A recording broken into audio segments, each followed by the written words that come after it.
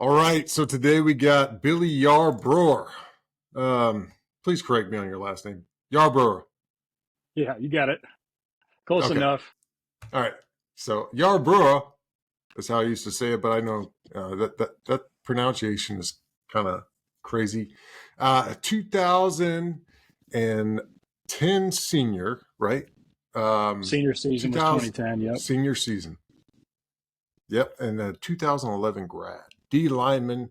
This guy, I'm going to say it up front. This guy was one of the smaller, skinniest guys, and I'm not saying skinny because skinny, but like you wouldn't recognize this guy against Notre Dame on the D line. All right, so he's definitely one of the undersized, one of the biggest hearts. Raised in Ridgeway, South Carolina, and I think this probably has a little bit to do with like how you were on the D line as a smaller guy overall. Was you grew up digging post holes for work as a kiddo, Yeah.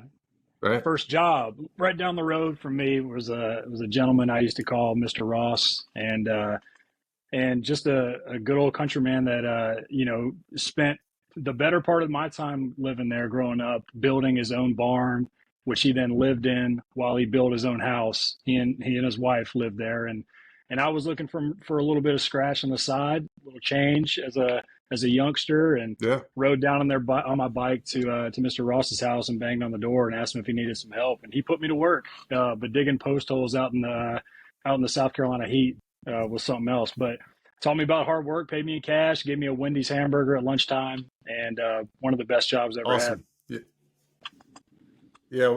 I still keep in touch with one of my best friends from best friend's dad from back home, and I'll never forget this guy. We used to dig post holes, right? So he was a cattle guy. So you became a Marine Corps Infantry Officer post graduation. Did some Navy football, GA time. In the military, we call it TAD time, but graduate assistant type of role. And then did your time in the Marine Corps Infantry and transitioned to VP of Consumer Banking for Citi. Now regional vice president for sales at Encino. Living in Wilmington, North Carolina. I Wilmington, like yep, that. Wilmington, North Carolina, right outside, not too far away from Camp Lejeune on the southeastern part of the state. Nice. How's your water? It's beautiful out here, man. It's funny because I'm from South Carolina originally, but not on the coast. Um, and spent my time, went to Annapolis. I guess we're on the water there, but during my time in the Marine Corps, as being the amphibious force, we're generally near water. I was never stationed near the water because I was out there in 29 Palms for most of my time, and then I spent time in Oh Richmond, man. Virginia. Yeah, so this is like my first opportunity to live near the beach, live near the water. So it's been Nice. nice to get out there and have You access to were something like that. you were one of those desert lizards. That's right, So man. It was the grunt's paradise. uh, good hobbies: hunting, fishing, golf, sports, barbecue, and coaching your son's flag football team. No better honor than something like that. So, um, awesome intro for you. Now to memories. So I got quite a few, and I thought about trimming these down to try and save some time, but I'm not going to do that. I'm going to go straight Okay. into them verbatim for the most part. So Trey Grissom, and there's some themes throughout these, and I highlighted the themes. He had a relentless motor, so that's one of the themes. Always fired up. Mason Graham, funny memory. Billy could quote the entire movie of Remember the Titans. Yeah, man. I still to this day get people that give me a hard time about movie quotes, even at work or elsewhere. It's something about it just locks in, especially a classic movie like Remember the Titans that we all grew up in and grew up on in our age group, and True. being a football player, that's just one of the staples of cinema that I enjoyed. But yeah, being able to quote all the lines and would try to slip those in there every once in a while at a time that maybe it was supposed to be a little bit more serious or tense situation, and slip that in, or if we're just goofing around. But yeah, I had that movie locked in. Something I need to kind of bring back with my kids and see if they enjoy it as much as I used to. Right. It's funny how when you grow up and you watch this movie a long time ago, how when you watch it later, you see it in a different lens, right? Yeah, Um, yeah, that's crazy. for sure. All right. So continuing on, I remember walking through the locker room or being on the bus and hearing that never-ending remember the Titans thing. A value out of you. Billy was one of the last mean D lineman mentality. Nasty, undersized, tough. And those guys found a way to make things difficult for everyone we played. And there's no doubt about that. Like, that is up front Navy defense, which is, pretty much like a pillar, you always used to say, play one.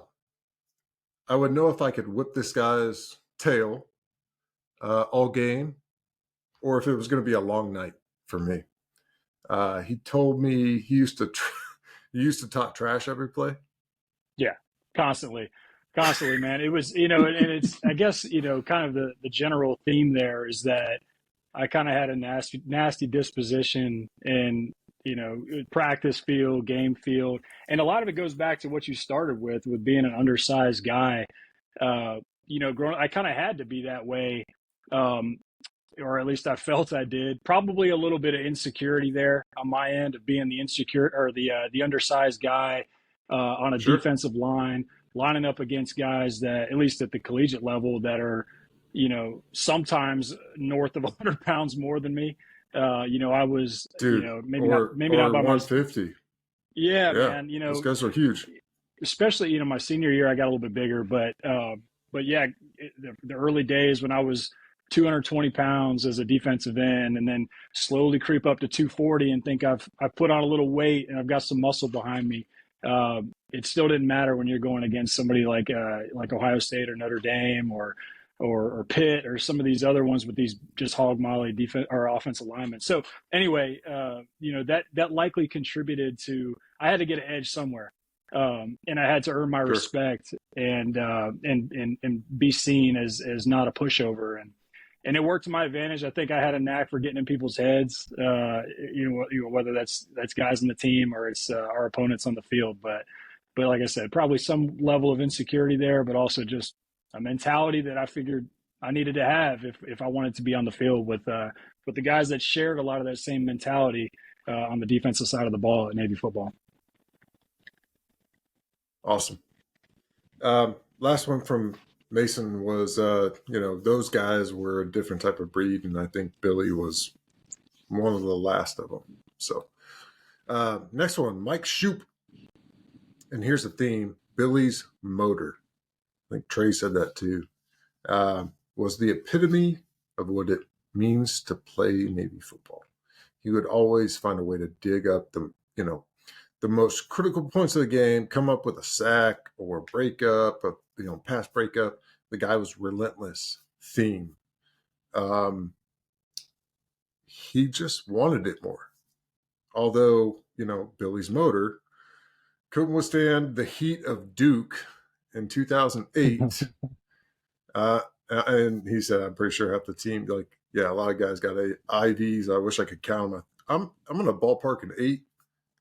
8 people got IVs at that game, but always thankful to have Billy as you were one of them. Nice. Yeah, heck yeah, man. That was a nuts. I've heard you talk about that game on the podcast before. It was what a memory that was. So, what do you remember about that whole setup? Because I think, as a organization, yeah, the setup itself was. If you're talking about like the field house that they had us in, I don't know how far away it felt like. I don't know. It felt like a mile at the time. It was probably a lot less than that, but They had us in that separate field house all across the way. 1,000 degrees out there. It felt like high humidity, crammed into that little tiny locker room. And that was just kind of that was like our first introduction to, okay, this is where we're setting up camp today. And I remember distinctly that there was guys cramping up in pregame warmups. Like I remember like being Yeah. shocked by the fact that guys were going down before we even had a snap. And so I knew it was gonna be a long day. I used to, that year, I think I was, what year was that? Was that the '08 season? Yeah, it was the '08 season. So I was a I think so. sophomore. Yep. Yeah, I was a sophomore, and I played every game at defensive end, but I started on all the special teams, almost all of them at least. And so I played all the special team snaps and maybe like 12 defensive snaps. And, had my first sack. It was a big moment. I was from the Carolinas, so it was a big one. But getting an IV and like carted back to the locker room to get that IV will always stick with me as something I can't forget. Playing so, like, there's guys out there like Mike Walsh that are putting in, 100 snaps or something like that. And here I am, this young kid that, played special teams and like a dozen defensive snaps getting an IV. Yeah, I remember Jeff DeLiz getting one too, and he was definitely a playmaker in that game. All right. Mm-hmm. So another thing from Mike Shoup was your great sense of humor off the field made for the perfect locker room guy. And when I read that, I think the perfect, like, hey, keep it real type of guy. So yeah. Right. I mean, next things one, like Donnie Bowers. Go ahead. No, I was just gonna say. I mean, again, it's kind of go back to the movie quote thing earlier. Maybe not always the best timing for a joke here and there, but we had such a great group of guys. It was hard not to kid around with them, and I'm glad we had such a funny group of guys to hang around with because we spent a lot of time together. Yeah, no doubt. Got to keep it light, right? Donnie Bowers. I remember Billy being so intense before games. He would do this bull in the ring thing before we would even take the field, just outside the tunnel, behind the end zone. In one game, I was one of the fortunate people to receive that hit from him. He said he hit me so hard I could have sworn I got a concussion before taking the field. So you're a contributor to Donnie's CTE one day. Just remember that. Just one of those dudes that I'm glad he was on my side. So Yeah, going to that bull in the ring thing, I remember that as it's obviously a way that I always like to get people fired up before the game, and knock some of the cobwebs out. And just like we always did. I remember seeing you in there too. I would always do that with you. I would do it with others, especially when I became a senior and was out there as I feel like one of the leaders on the team. I wanted to take it upon myself to make sure that we were just mentally locked in. But what I will say is I needed that probably more than I feel like my teammates needed it. We didn't need anybody. Nobody on the team needed me to fire them up to get ready for a game. We were always fired up, but maybe that was my way of getting myself locked in for the game and depending on my brothers on the team to help me there. And everybody was always willing. There was always the regulars that would show up in there in the circle. Gosh, me and Mike Walsh butted heads quite a bit in that little mosh pit. Gosh. And Yeah, over the probably years, have a couple concussions from that. Yeah, I mean, just from pregame alone, we did. Me and Nishak and Walsh and others. But yeah, it was just became a ritual. And you know what? I didn't have to go out on the field and wait for my first hit of the game. I had already gotten a few out of my system before we locked horns with the other squad. True. No, I feel you on that. You got to kind of, it's a way of getting the distractions out of the way. I think in that, at least for me. So next one, Jason Wright. And this is kind of a long one, so bear with me. Billy is the definition of loyalty. So I thought that was cool.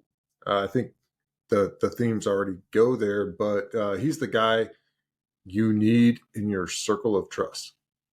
Through thick and thin, he's not only, consistent and stands by your side, but once you're in his circle of trust, he stands by you and your family's side. So that's really important, and I think that's an awesome memory. It's my favorite so far. One of the, I mean, those are powerful words, man, and it's humbling to hear this kind of stuff because I was surrounded by such great guys, all the much better men than I am. I mean, certainly better athletes than I am or ever was. I'm not an athlete anymore, but it's, how lucky we are to have shared a locker room and shared, a significant part of our lives together with this group of men. And, like I said, it's humbling to hear those memories. I share the same feelings about all these guys. There's nobody I would want to, to have in my corner in any situation in life. And I think that we formed strong bonds over the course of our time together, short at the academy, but long lasting. So it's nice to hear that kind of stuff. But again, it's just being surrounded by such great men to it kind of brings your level of expectations up for yourself, and what others demand of you becomes a lot more clear. So it's just nice words, good men, and humbling. Awesome. So he said the night before my wedding, we were at a bar in downtown Annapolis, Castle Bay, and Tyler Simmons' sister walked by, minding her own business, and Billy overheard a guy say, "Who is that person?" Person. And without hesitation, Billy stood up, went nose to nose with this guy, and put him in his place. Billy immediately showed the guy the door, threw him out of the bar. He is the one I always count on, no matter the circumstances. So, the trustworthiness is unparalleled. He never lets any friends or family down. Loyalty isn't just a word for him; it's a way of life. In good times and bad, we're all grateful to have a steadfast and devoted friend in our corner. During the team prayer before a football game, he was already asking God for forgiveness for his intention on the other team to suffer on purpose. So, I thought that was cool too. I figured that one might come up because I used to, I think Zerb Singleton did at least when I was a freshman at the academy, he gave such a powerful prayer on a regular basis in the locker room. And, and that was a moment that we all got to share together before leaving the locker room for the last time before we go and get after it for a few hours. And I just started. I don't know why I started doing that, but it just kind of came to me one day, and it's like, hey, you know what? I need to probably do that every week, and I did. And but yeah, I figured that might come up as one of the memories. Yeah, gotcha.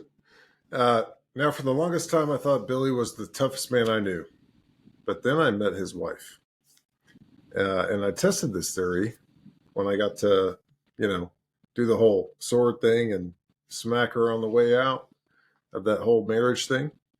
I hit her so hard that the beads from her dress went flying, the sword shook, and my hands hurt from the impact. I'm pretty sure it left a whelp on her for weeks, but she didn't even flinch. She just stood and laughed. It didn't faze her. So tough. That's the last one. Yeah, I do remember that. That was quite the memory that my wife still talks about. So, gotcha. Last one, and then I can turn it over to you. I know this is where we're at, about the 30-minute mark. So, pretty robust memory section. Tyler Simmons. Before every game, when the linebackers would make their way to the field, Billy and I would find each other and smash our helmets together a couple times. That came up already. I dreaded it every time, but it got me ready to play. He's one of the most hard-nosed players I played with. So that's it. I, yeah, with Tyler, man, it's Tyler's one of my closest friends. One of the toughest people you'll ever meet. Um, we both hit pretty dang hard, I guess, on a regular basis. And so, us coming up to each other, there's probably some level of fear in my mind too. It's like, oh gosh, here we go. But we both understood that it had to be done. It had to be done before we got started with this game. And I always appreciated that he never backed down from it. I know he should have known. If he doesn't, he should know now that I needed that as much as I felt that everybody else needed to kind of wake up. I certainly needed it too, and Tyler was a big help. Just one of the toughest guys, one of the best athletes on the team, one of the hardest workers. Will do anything for you kind of guy. I know you shared the film room with him and shared the defensive backfield with him as well, and I know you feel the same. Tyler's just one of those rare individuals that not everybody is lucky enough to know, much less play with, during college football. So, but yeah, Yeah. I learned more from that guy than I could probably ever tell him. But he's a good man. Awesome. Well, help me get him on here. All right. Yeah, I'll work on that. Nice. All right. So tell us the story, man.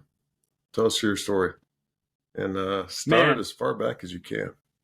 yeah, I kind of alluded to it a little bit, but growing up in small town South Carolina, our address was Ridgeway. We kind of were right on the border of Fairfield County and Richland County. My mom was a school teacher, so she taught in Richland County, South Carolina, which was what allowed me to go to school over there. So I went to high school about, I don't know, 20 minutes away. Grew up in the sticks, though. I mean, where our house was, my friends used to always give me a hard time about how far out in the country we were, and taking dirt roads to get to our property and things like that. So, but yeah, I didn't appreciate it for what it was back then. You're not in the neighborhood where you can ride a bike down to your buddy's house, but so that part I was always kind of jealous of my friends were, but a really great place to grow up, given that I could go out on my back porch and shoot guns anytime I wanted to, or climb up in a tree and look for deer, squirrel hunt, things like that. Had space to do all that kind of things out there, and How really many appreciative acres of. do you grow up on? Oh man, it wasn't a big patch of ground. We had about 5 acres, 4.5, 5 acres Yeah, out there. I had five too. Um, Yeah, yeah, so I mean, it was the perfect amount for as a kid. 4.5, 5 acres is, I mean, making that's an entire. forts. Yeah, Yeah, man, that's an entire continent to you. It was limitless. We could do a lot of things. So like whenever I did have friends come out there, we would do things that we weren't able to do in the subdivisions where they lived. Like we play manhunt or something like that in the middle of the night with flashlights and go out there, like I said, and we could hunt on our property or the properties nearby, things like that. But just a really great place to grow up. But yeah, had brothers, older and younger, and just grew up loving sports. Had a great family. My dad, like I said, my mom was a teacher. My dad, blue collar guy, worked his whole life, worked hard his whole life, worked multiple jobs, was a second shift guy, for a lot of my time growing up. And, oftentimes he was, getting home well after everybody went to sleep, and maybe sometimes yeah. during the day he was putting himself through school, getting an associate's degree or what have you. Just a hard Can I working ask more kind of about guy. that whole second shift thing? Because being in manufacturing, like second shift, I don't think it's the hardest boat to fill. I think third is the hardest, Hmm. but second shift definitely has a special thing about them. Like, what do you remember about your dad when he would work those second shifts?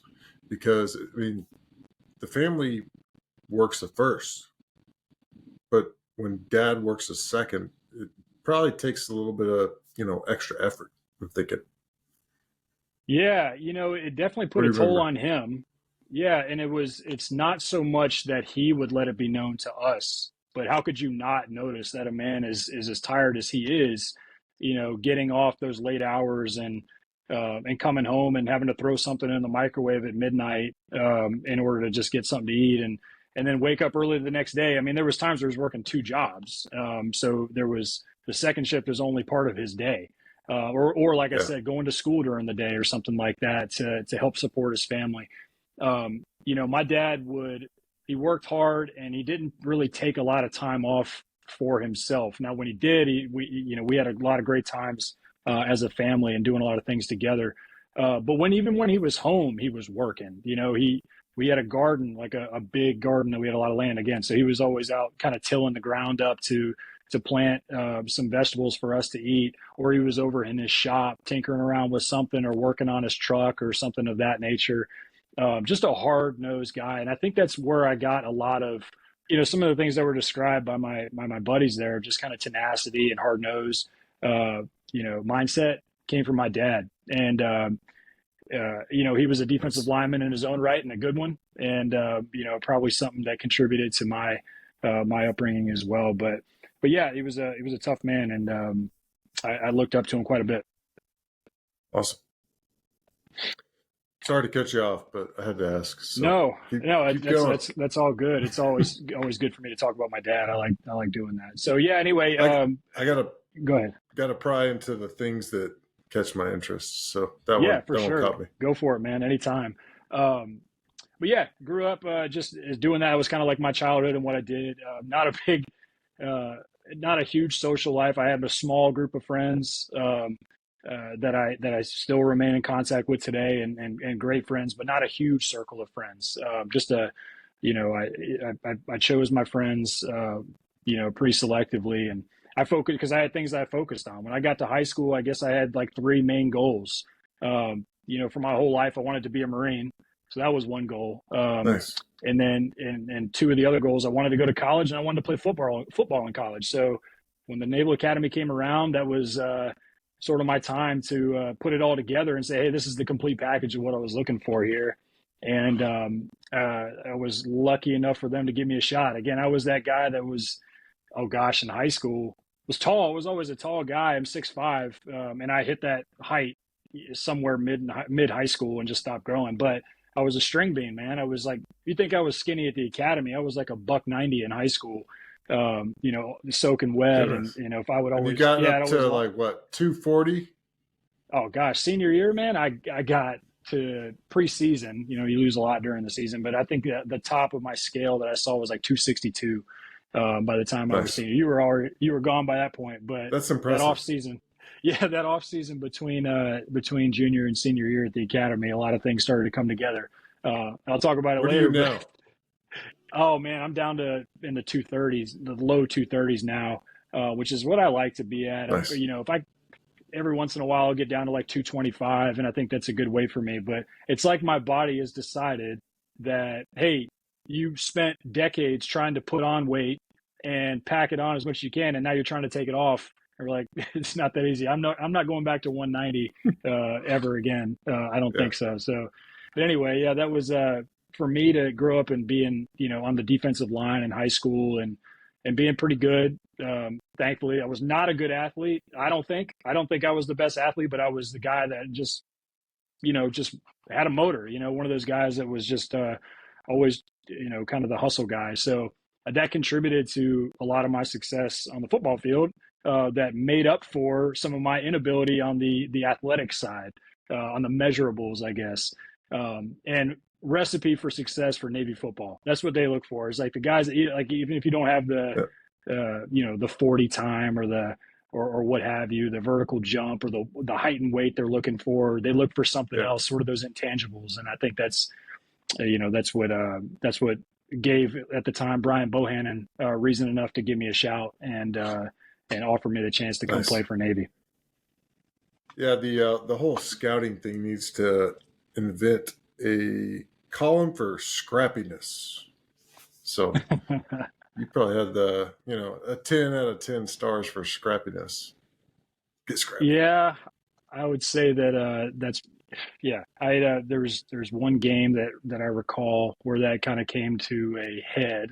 my junior year, your senior year. It was my first ever start, and um, there was an incident at Northern Illinois. I got it was a personal foul penalty that was my one and only, probably my one and only penalty my whole time being at the academy. There was some things that they probably could have called penalties on that I didn't get called for, but that one and only personal foul penalty, and I got pulled out of that game. Not tossed out by the referees, pulled out by Coach Nehemiah and Coach Green, and caught an earful for that. But yeah, that's where the scrappiness came to a point where it turned into a negative. It wasn't a penalty; it was a learning. So you learned, right?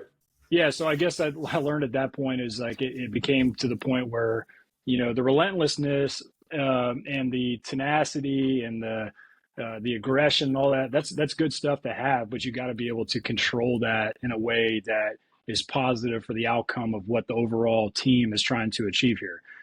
We still have to have the objective in mind, and you can't make selfish mistakes that are going to cost the people that are trying so hard to achieve this goal. And we had a shutout in that game. Luckily, we didn't lose the shutout, but they were driving, and I think might have been in our territory at that point. And, that 15 yards put them ever closer to the end zone. And gosh, I would have been gutted if I was already gutted, but I would have been really gutted if they had scored on that drive and blown the shutout on my account. Luckily, we preserved the shutout, and all was okay. And we went into Army the next week and shut them out too, I believe. So it was two back-to-backs, but that really would have bummed me out if I had cost us that. Yeah, no, I got you. Had a couple of the same thing at some point for sure, but we learn and we go on, right? So, all right, I can't remember exactly where we left off on your story, Yeah. but No, yeah, I was talking about, so like, kind of growing up and finding my way to the Naval Academy. Again, I had those three goals in mind, and and was lucky enough, fortunate enough to be afforded the opportunity to go there. Of course, they sent me to Naps because I was that skinny kid. And grades were good and everything, but I think going there and getting that extra year of academic help was needed for all of us before going into what we soon realized was a firestorm of academics at the academy. But certainly wanted to get another year of football under my belt and put on some weight. And you were a Napster, were you not, Tony, or did you go to I Naps? did. Yeah. Did you ever go to the castle? You know what the castle is? No, remind me maybe I do. No, I don't know. It was a park, and it had this really cool looking castle thing, and that's where we went on the weekends to drink I didn't go very far on the weekends, man, to be honest with you. I was again, being out, already having a small group of friends growing up. I made some really close friends in the barracks and in the football team and everything else, but I don't know, wasn't a social dude back then. I mean, we're 18 also. 18 in Newport, Rhode Island, there wasn't, at least from my experience, there wasn't that much for us to do. But anyway, no, yeah, I went up there and got on Coach Brouse's weight program, the first real collegiate weight program, and that's where the weight started to pile on. And shoot, I think I gained weight during the whatever it is, the NDOC thing, the little mini plebe summer that they put us through, and it just started blowing up from there, man. Yeah, I don't know, because I found that I was so scared to death of losing weight during that time, because I was already skinny, that when we would go to the chow hall during those little times that they would give us to eat, I would scarf as much food as I could, as fast as I could, and get as much as I possibly could into my system. And then I remember they allowed us to go, I don't know why, randomly they allowed us to go to the scales at one point during the end. And I stepped on and saw that I put on like 12 pounds or something like that. I was like, thank goodness for that, because I can't start this football season even more undersized. Yeah, man, that was my my start to the collegiate ball. I mean, and that was, again, is still more of that chip on your shoulder. Hey, I'm still the skinny guy. There was big dudes that we recruited, and the Naps class that we had some studs. We had some really good players there. We lost a lot, unfortunately, in like the first day, that just quit and just weren't cut out for that lifestyle. And probably some really good athletes that would have benefited the team to have them around, but just weren't of that same mindset that we've been describing over the last several minutes here. and lost them. But anyway, we had a good group of guys on the defense, especially. We were able to retain a lot of those guys for that year, and had to earn my spot all over again. High school to college ball, even at the prep school level, you're still playing against these junior colleges where these guys are 4 and 5 star guys that are trying to get recruited to some of the big programs out there in the world. So playing against them every Saturday was definitely something that I was not accustomed to and had to learn pretty quickly on. You find yourself at the academy. How'd that go? How was that experience for you? Yeah, first, the first look at it was transitioning from going from Naps to the academy. I was lucky enough to spend some time when we got that trip from Rhode Island down to Annapolis, and I got to spend time with Jordan Stevens and being his roommate. I think actually it was him and Kyle Bookout, but Jordan was like my main guy, my little mentor to follow around, and he kept a good eye on me. And it made me kind of realize that I was stepping into a place that was going to be really tough, but there was going to be good men around me. There was going to be good people around me. And that was true. That held up. When I came back for that freshman year, obviously I knew a lot of people from Naps, but I met a lot of people that came direct, that were much better athletes. That's why they were able to go direct, and a lot smarter than me, which isn't saying much. But just a lot of really, really good people to be surrounded by. And that held up. There was always a sense of having to prove myself around the people that we were lucky enough to play with and ultimately serve with. And I think that made me a better person, a better man. Made my time through the academy a lot easier to know that I had such a tight knit group of brothers around me at all the times, the good times and bad. Had some really good times in the field. We were very successful.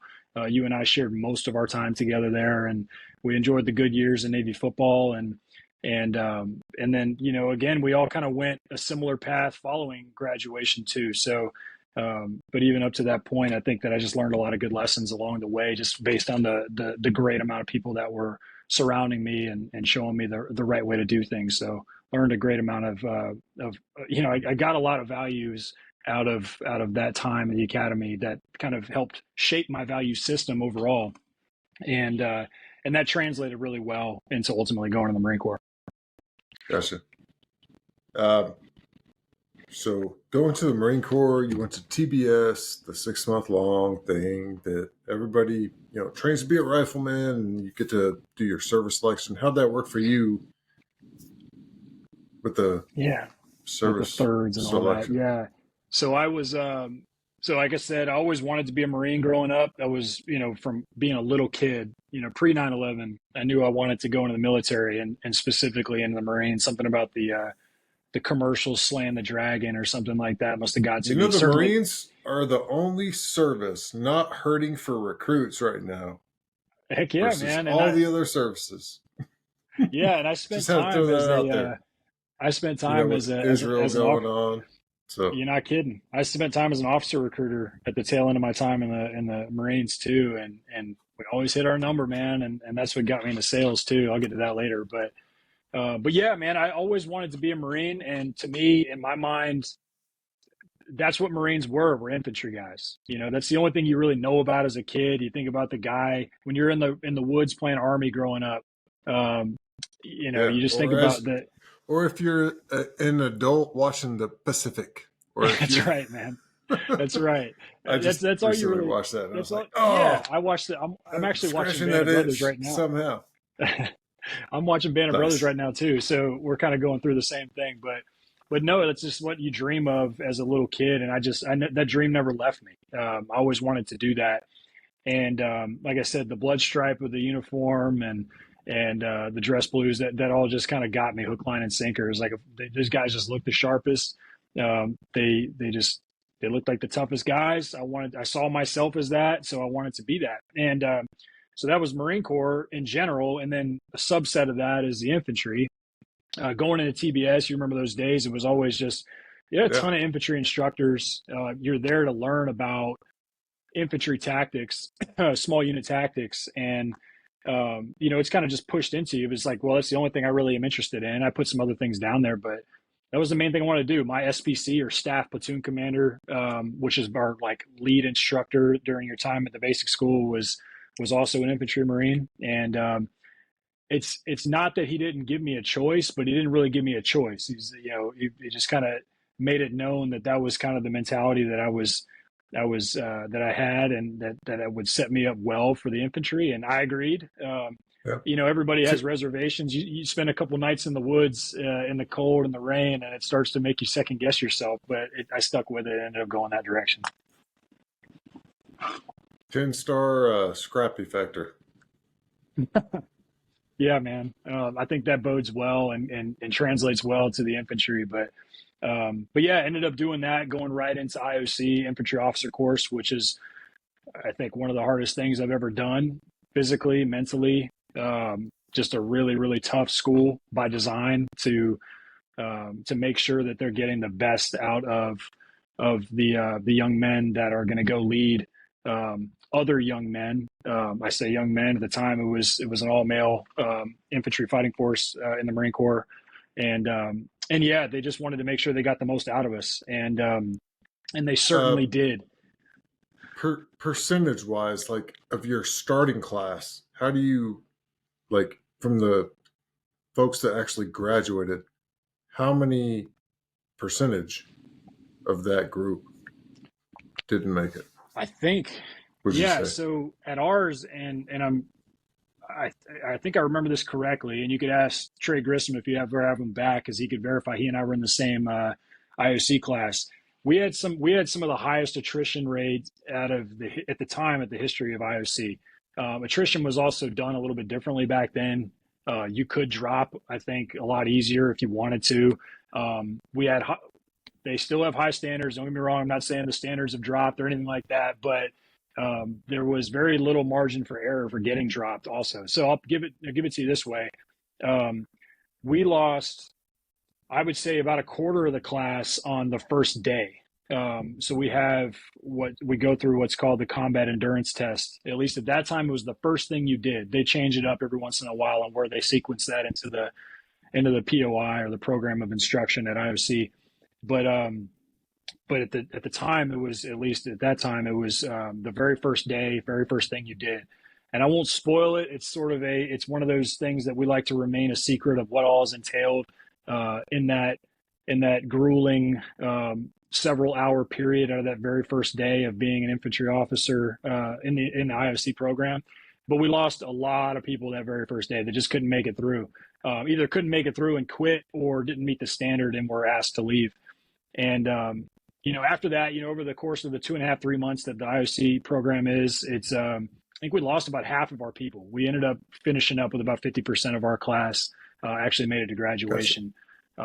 So yeah, really Amen. proud of making it through something like that. It was really a pivotal moment in my life, really. Not much less, so my Marine Corps career for sure, but most certainly my life as a man.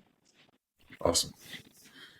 Well, cool. So you go to IOC, you endure that, you learn a lot, you go to the fleet. How'd the fleet go?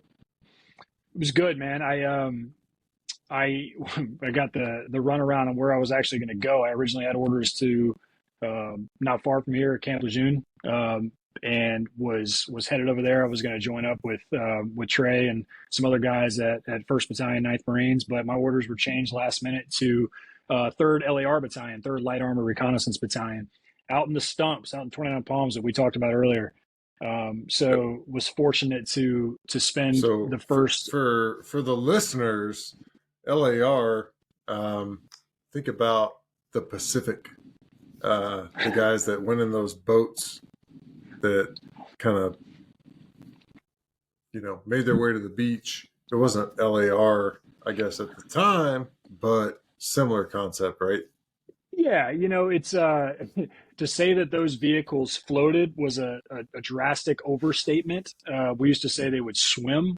So, they would, they could operate in the water, but a lot had to go right for those things to actually make it through water. They were basically up armored vehicles. They had 8-wheeled vehicles that we would that we would pretend were amphibious in some way, shape, or form. And they've now since gone and done a lot of good things to the LAV community, LAR community to make those vehicles a lot better than they were at the time, or even several years before I even got there. But yeah, it was I was very fortunate to be with a unit that was mechanized and not have to spend as much time on my feet, or so I thought.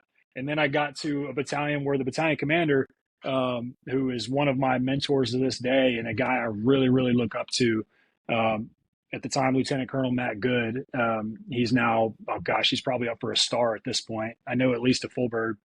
And we were going to hike, and hike we did. We spent a lot of time on our feet and hiked all over the place. I think at one point we were hiking more than all of 7th Marines combined. So we spent a lot of time outside of the vehicles and walking everywhere we went with heavy loads on our back, which I loved. That was something that, again, it was just really difficult, really hard, and it was drawn to that. And also, I was just pretty good at hiking. I got long legs. I'm a tall guy. I'm pretty strong. I'm not the fastest runner. I'm not going to beat you on the 3-mile time, but I can hike all day. So that was something that was to my advantage. So yeah, spent time out there in the desert doing that for a few years. Was a platoon commander. Had the distinct honor of leading some young, really hungry, nasty Marines. Just scrappy dudes that were just hard-nosed guys that were very competent in their skill craft, really good at what they did, and cared about what they did, cared about each other, cared about the mission, cared about what we were doing every day, and did it man, these guys were, even if we're doing something that sucked, they wanted to be the best at whatever it was that sucked at the time. We wanted to be better than the next platoon, wanted to be better than anybody else in the company or the battalion for that matter.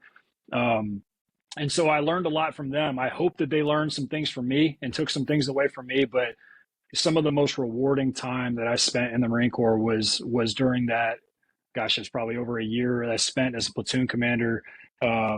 And, with those guys, it was just, I stay in touch with some of them to this day, just some of the most fulfilling time I've ever had, and thankful to have spent that time with those men. Awesome. Well, cool. Anything else in your Marine Corps career you want to talk about before I cut over to transition? Yeah, the rest of my Marine Corps time was less exciting. I transitioned to be the lovely company executive officer, which everybody loathes that position. So I did my time as the company XO, and I became a company commander for a short stint before transitioning over to recruiting duty and finding the next generation of young Marine officers out of my officer recruiting station in Richmond, Virginia. And that was also a very fulfilling time, being able to, again, kind of mentor the next generation of Marine officers and influence them, hopefully share a little bit of my wisdom, but also be a part of that. You talked about earlier, the Marines don't have a problem hitting their recruiting mission. There's a significant reason for that. It's not only the draw that we have as an organization. We're also a pretty small force, but also just like the standards that we have. I think that's one thing that I think as Americans we could probably learn a little bit from, that is that people are drawn to high standards. People like a challenge. There's something about us as human beings that is drawn to challenging circumstances. And I don't think that we should go the direction of lowering standards in order to accommodate for somebody that might not have that same mentality, because I think there's something primal about us that wants to be challenged from a physical and mental standpoint. And it kind of, that goes back to that whole Chimp Empire. I don't know if you've watched that on Netflix. I think it's Netflix, but it's the same thing. Chimps, right? Like, they're humans. Like, the way they think, the way they act, the way they, the tribalness, and there's 2 tribes in that documentary. One's a big one with a very, senior, older leader. And it's very centralized. Like, what he says goes. But, however, Marine Corps / smaller tribe is very decentralized in power and like sometimes you don't even know who's leading it. And that smaller, chimp tribe is very effective against the bigger tribe, and it's very eye opening, and like when you watch it, they are so similar to humans. So Yeah, and I would um, say that I would say chimps are pretty similar to Marines, that's for sure, in more ways than one. yeah, Um, no doubt. but yeah, man, yeah. So that was my, my understanding of the type of person that we should have in the military, and I was lucky that had the opportunity to kind of influence those next folks coming in, and really enjoyed that time too. But that was about when I started to kind of think about what was next for me, and making a decision on whether or not I wanted to get out of the Marines or stay in and do something else. And a lot went into that decision, but ultimately I landed on kind of hanging it up and transitioning out to the civilian world or back to the civilian world and starting that chapter of my life. Nice. What made you choose that path? Man, it was a lot. So I accomplished what, for the most part, I accomplished what I wanted to do in the Marines. I always wanted to be once I knew what it was, I wanted to be a platoon commander. I always wanted to be a Marine. And then it was like, I want to be an infantry Marine. And then, from So there, you it's like, you scratch want to, that itch, and yeah, then yeah, yeah, yeah. It's in that point, it was like, I don't really have interest in going much more senior than that. So being like a staff officer and things like that. And I knew what the next level, where I would go. So if I put it down one day when I was deciding what I was going to do, it's like, okay, well, I know exactly the track that I'm going to go on if I do stay in. It's pretty, as an infantry officer and a lot of other career paths in the Marine Corps, you can kind of map out where you're likely going to go. It's training, then fleet, B billet, maybe school, back to the fleet, B billet. And it's kind of like a rotation. So I knew that once I was going to or if I did stay in, I would go to school, I'd go to expeditionary warfare school, and then I would go back to the fleet as a company commander if I was lucky, to have that open position to fill, and then probably XO or OPSO time, and then start that whole process over again. So I knew that. So I was like, okay, but if I get out, I have no idea what's going to happen. So let me start weighing my options here. And I started to put some feelers out there, started talking to some recruiters. Again, I was a recruiter myself, so I was always at the college career fairs and like kind of seeing what people were looking for on the civilian side. And so I just started to put feelers out there, man. And I started to gain a little bit of confidence that, yeah, I can be successful on the outside world, as it were. And got afforded some opportunities and took one of them. And yeah, made my transition into financial services, which is mind blowing for me to think about as a knuckle dragger. yeah. So when you made that transition, what like you you probably had some like reservation, right? Like I've always done this thing, it's worked for me, and what helped you kind of launch into that and kind of be successful in that? A lot of it was networking and talking with folks that have been successful and done it before me. And it just I'm not a I'm not a guy that so first of all, I had a history degree.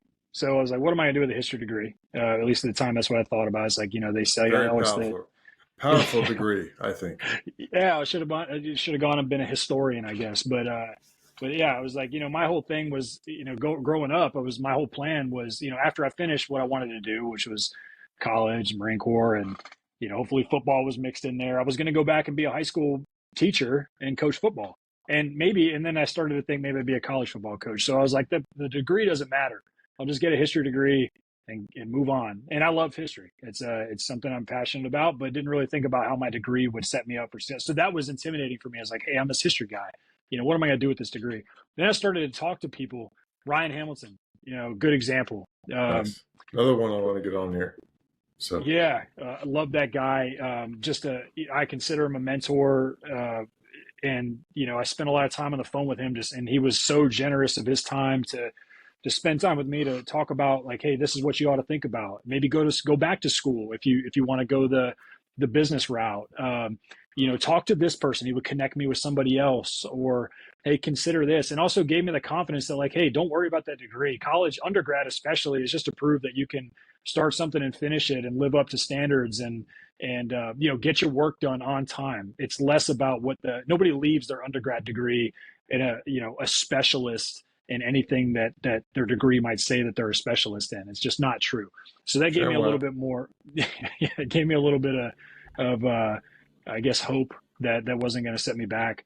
I didn't want to go the business. The other aspect of this, Tony, is that I started a family. I was on a B billet, and I started to, my wonderful wife Shay and I started to have children, and I didn't want to, be away from them for 6-8 months at a time for deployments, not to mention all the training and stuff like that.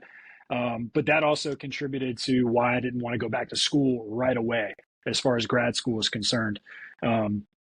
I didn't have the best GPA at the academy either, so that decision was even easier to make. That I wasn't going to go get right into Harvard Business School or something like that. So yeah, I took a chance and was able to finagle my way into a position at Citibank down in Texas, and they had a great program for transitioning vets, particularly officer vets, and gained a lot of really great experience down there. But it was something that I wouldn't have been able to do without my network, without talking to people and learning from their experiences, and actually taking time to actually implement some of the wisdom that they shared. Not just saying, hey, showing up with my hand out and saying, give me something, give me a name, give me an opportunity. It was, just tell me about your experience, and maybe I can take something from that and implement it in my own life, in my own career path, my own journey here. And luckily I was able to do that. Ryan was one of the main guys, but there was a ton of other guys that I really looked up to. Again, my old battalion commander, Matt Good, Andrew Thompson, just a great man, that I really look up to, and provided a lot of wisdom to me about life in general, as a father, as a human being, as somebody trying to make the transition. And ultimately I found a lot of confidence in myself to be able to make that transition, and took the leap and moved my family down to Texas to start my civilian career. Nice. So you did that time with City. Where you at today? Yeah, in Wilmington, North Carolina, down here on the southeastern coast. I now that, and maybe this is part of me, is like I always just kind of have like a goal in mind, and if I can make it as easy as myself as possible, just focus on one thing, I can get there. I wanted to get into sales. I was working in financial services. I wasn't really a banker. I was more of a back office operational guy at Citi. I mean, process engineering, operational risk management, things like that. But just learning, this is all stuff that was brand new to me. But I still had the itch to sell. Something about my time as an officer recruiter, I figured, my thought was, I was going into some great colleges and seeking Marine officers. So I was going into the University of Virginia, for instance, one of the top universities in the U.S., and talking with students that that really could do whatever they wanted in life, that were well connected, very smart, very capable people. If I could convince them to forego the dozens of opportunities that were going to be afforded to them after graduation, and change that out for going and sleeping in the woods for days on end, and getting wet and tired and dirty and hungry, and potentially going overseas and being in a dangerous situation. If I could convince one of them to do that, I could probably sell something. I could probably sell something to somebody. So I wanted to sell it. I like talking to people. I don't really have any like hard business skills that I can offer somebody, but I can talk to people and have a conversation. So I wanted to go the sales route, and I found, through, again, networking and talking to people, about this little company called Encino down here in southeastern North Carolina, and they were doing some really cool things, and were really appealing to me. Had some, there's members of the Brotherhood that are part of the leadership structure here at the company, and yeah, I was talked to them, and a couple months later, fast forward, I was I got an opportunity to apply for a job. They took a chance on me, and that was that. I moved over here to North Carolina, and this is where we're growing roots, man. It's been everything I could ask for, and then some. I really enjoy it. Nice.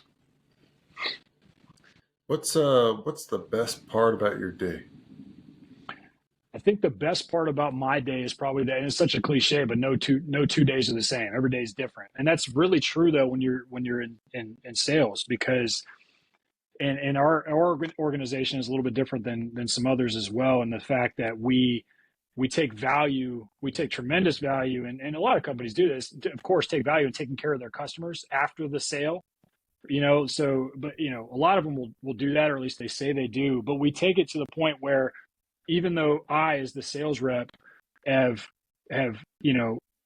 helped form the initial partnership between our organization and theirs, we don't let it stop there. We take it a step further, and we don't just say, all right, thanks for the partnership, ink the deal, and say bye and turn the keys over to somebody else. We stay on long term and take care of our people. So I say all that because a lot of my day is dealing with our current customers and talking about their needs and challenges they're having, successes that they're having, just making sure everything is running the way they expect it to, talking about their long-term strategic goals and how we can help them get there. And then the other side of that is, of course, trying to gain new partnerships and find new people to bring into the fold. And so, yeah, that's a lot of my day is taking various calls, whether it's a very technical natured call where we're talking about software the whole time, or, working out the terms of a partnership agreement, and everything in between. And talking about needs of somebody that's just getting introduced to us, and like, hey, what are your challenges today? And finding a way to make it worth their time to have a next conversation with me. So yeah, that's the greatest part about this role, is that I don't ever have to get bored with what I'm doing. I always wake up and have something fresh in front of me. Awesome. I think that's pretty important. Cool. Anything else in the career you want to talk about before I start hitting you with a few questions? No, man, I'm loving life right now. I work for a tremendous company here. I'm very fortunate to have landed where I am. I would just say that to anybody that's listening, that's kind of going through the similar track that you and I went through, is just to network your tail off and talk with people and learn from people, because I wouldn't have been here at the fortunate position that I'm at had I not been able to lean on so many other great individuals. I work with a ton of great people that are better than me, people that work, that work just as hard as me, but are just more confident, smarter. They're just really great people, and being able to surround myself with that type of people makes me want to be a better person, makes me want to be a better contributor to the organization. And the same thing applied at the Academy, same thing applied in the Marine Corps. If you can surround yourself with good people and recognize that there are good people around you and try to gain something from them, don't take, but try to gain something from them in a way that's reciprocal in a way, it's going to really pay dividends in the long run. That's right. Win That's for right. sales, right? That's right, man. Yeah. No doubt. All right, I'm gonna take you back to Sure. Navy football. Do you have a good coach story? I always try and ask that question. God, I've got so many good coach stories. My position coach was Dale Pearson. Yeah. Hey, And help me get him on here too. I'll give it a shot, man. Would I'll give it a love to shot. talk to Dale. Yeah, he's probably loving retirement right now, and God bless him for it. He's certainly earned it. But yeah, Good guy. So yeah, for sure, and very influential in my time at the Academy. Another guy that just took a chance on me, just because this scrawny kid that just was a tryhard. But anyway, so many great stories from Coach Pearson over the years. But one that immediately stood out to me when you asked me the question was the Hawaii game. Your senior year, my junior year. Ouch. Yeah. Heartbreaker, man. Heartbreaker of a game, a trap game, if you ask me. They sent us out there to this beautiful island to enjoy ourselves 10-2 a week season, before. and that was one of the two. That's right, man. Gosh, that was a heartbreaker. But anyway, I had the leading up to that game, sophomore through senior year, I took pride in the fact that I never missed a game ever. I started a couple games sophomore and junior year, was a full-time starter on defense my senior year, but I never missed a game on special teams or whatever. I was always on the field, period. And but that game leading up to it, it was raining the whole week, whatever. I ended up with like the flu or something. really horrible, sick, just really hard. I'd never missed practice or anything, but they tried to keep me aside, probably just for contagious reasons and things like that. But I was, I was going through it, but still put in my time. They told me after the last practice, before I remember what day it is, because we had a weird travel schedule for that game. Well, whatever day it was, I feel like it was like the day before Thanksgiving or something. That was the Thanksgiving game. They pulled me aside and said, "Hey, you're not going to make the trip. You're sick. You're out, and we're not taking it." I was crushed, heartbroken, um, and went back to my room to sulk. Everybody else is getting on the plane and heading out to go to war, and I was left behind. Not going to contribute. Not going to be there. And also, I mean, hell, it's Hawaii too. I wouldn't have mind go to Hawaii as well. So that was Yeah. probably contributing to it That's as probably well. why we But lost, just because Billy didn't. dude, you're Come. not. I made the trip, so I'll get there. I'll Okay, get there. keep going. So yeah. So anyway, he calls me, or yeah, he called me up later that night. Everybody else is already gone. He's like, "All right, you want to go? You can make the trip, and we're gonna fly you out separately." So he had his son, Coach Pearson's son, pick me up at like 4 in the morning or something the next day. Drove out, dropped me at the airport. I flew commercial over there, middle seat the whole way, just sick as a dog, trying to make it through this forever flight or a couple of flights to get there. And still get there. I'm going through it, but I'm strapping it up. We're fast forward to the game, and I have a terrible time trying to make it through, just conditioning to get myself ready to go. I was on the field. I was rotating in with Nishak and some of the other guys there. And Coach Pearson ripped me apart at halftime, just ripped me apart. Basically called me out for just being the softest guy that's on the field and playing patty cake with the offensive linemen. And here I am in my head, like I have, probably 102 fever, dying, just sick, but it didn't matter. I was there. If I'm going to be on the field, it didn't Yeah. matter. You're expected to perform. And I was so pissed at the time, went back in the second half, and I was just try to play like a wild man, and was just overexerting myself, and was so mad at him at the time. But I look back, it was like, hey, look, the expectation is, and what the lesson that I learned from that is that it doesn't matter if you don't feel good, you're still expected to put out for your teammates and for the organization, and at that organization being the football team at that time, and no excuses. I don't Yep. care if you don't feel good. Suck it No up, sick days. and yeah, no sick days, man. Get it done. And I always remembered that, and I appreciate that out of Coach Pearson to this day. Is that was a crucial learning point for me. Awesome. Cool. You already mentioned a mentor in Matt Good. Yeah. Any others? Drew Thompson, like I said, just a great man, great Marine, great mentor, great family man, great father, great husband. There's so much that I've taken from him over the years. Great, contributor to Navy football. He was a hell of a player. Came back and served with us as the O-Rep at one time, and did a great job there as well. And that's where I was able to cross paths with him. I mentioned Ryan Hamilton as well, and Matt Good. But in addition to Ryan Hamilton, the guy that came after him, Bryce McDonald. I mean, I think everybody that was ever around Bryce McDonald would call him a mentor or somebody that they aspire to be like. You talk about like coming soon. Oh God, that's gonna be awesome! I can't wait for that one. But Me either. the guy that's that can say 6 words and it means more than the 1,000 words that I could spit out in a day. The guy that spoke when words needed to be spoken, not just to hear himself talk. Hard-nosed, tough guy, never made an excuse. I mean, Bryce, I won't spoil his story if you're going to have him on here to talk about it, but the guy that would that had every reason to complain and give up, but did not and never would. It would never show on his face that he was having a hard time with anything. And it didn't matter. He would always just the guy to put his head down and grind and get it done. And that made all of us around him want to be better and want to be better men, wanted to be better Marines or sailors if you went that route. And it just meant a lot to me to be able to spend some time around a guy like Bryce McDonald and learn from him. And And yeah, so those are four guys that I think came to mind for me when I was thinking about mentors: Ryan Hamilton, Bryce McDonald, Drew Thompson, and Matt Good. Those guys. What's your biggest struggle today? Biggest struggle today. It's a good question. I think probably trying to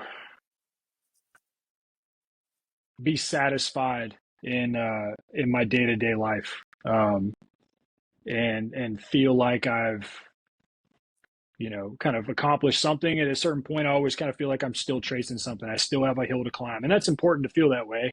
I think you should always be striving to get better and crest the next hill and find the next challenge. But what I struggle with sometimes is like, hey, taking a step back and zoom out a little bit and say, hey, things have worked out. You've got a great family, you've got a good job, you got a roof over your head, and to be satisfied with what I've got. I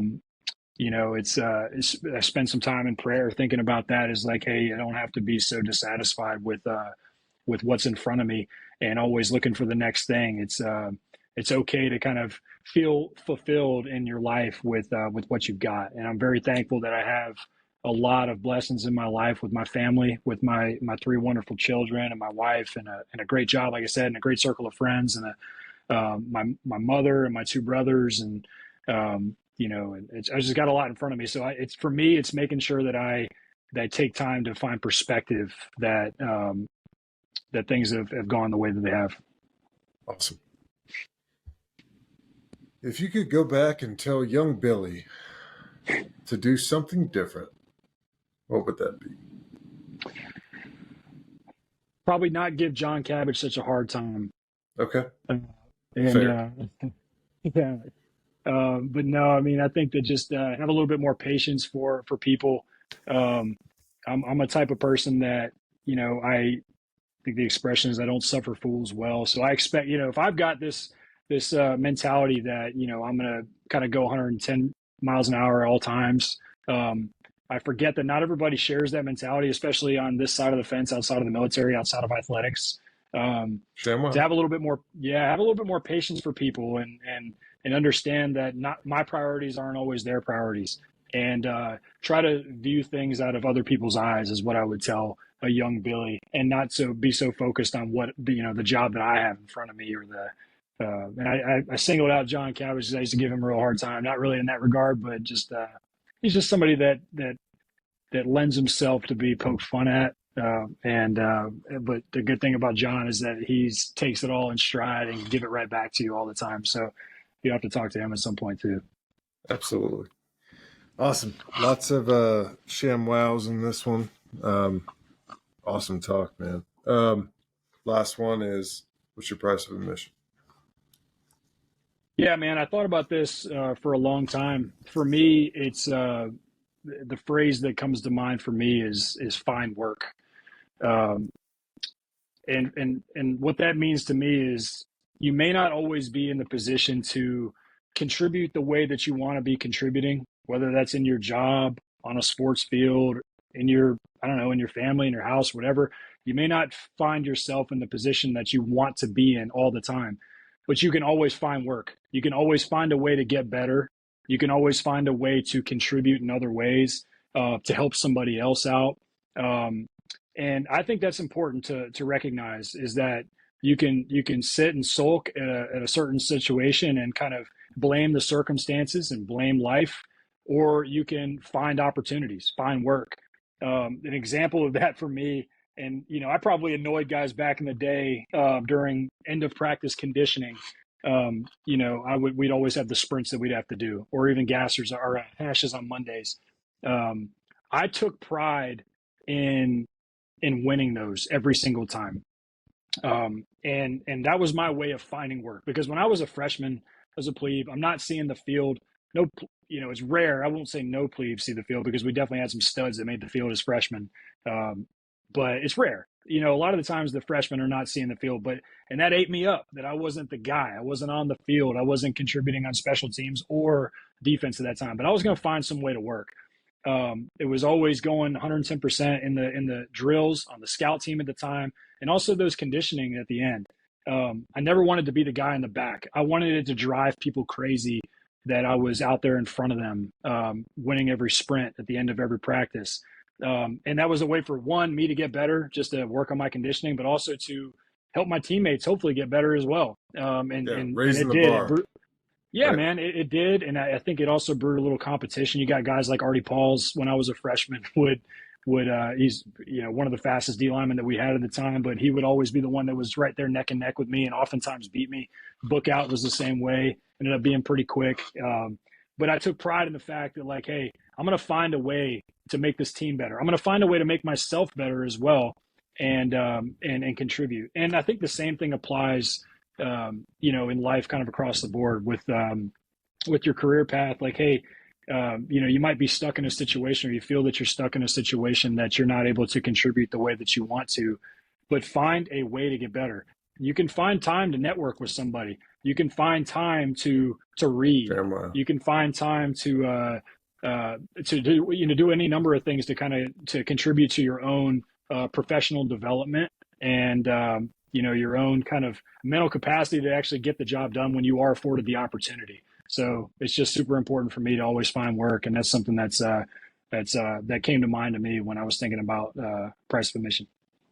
Awesome. Well, good stuff, man. Thanks, Shay, for your time tonight. Right, and the Yeah, I three will. kiddos. Right. They're definitely got your hands full.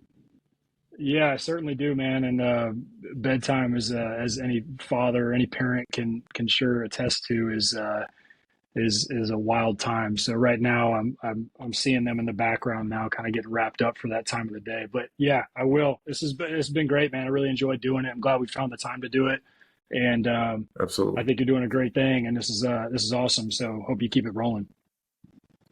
I'll keep trying. All right, man. Take care. Thanks, Tony. Appreciate it, Awesome Tony. combo.